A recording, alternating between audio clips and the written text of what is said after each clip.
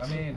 Terima kasih kepada semua yang telah hadir pada malam ni, memberi sokongan kepada aktiviti tahunan kita. Dah beberapa tahun kita buat pusingan takbir raya ni kan. Malam ni kita teruskan juga walaupun ada beberapa masalah tertentu.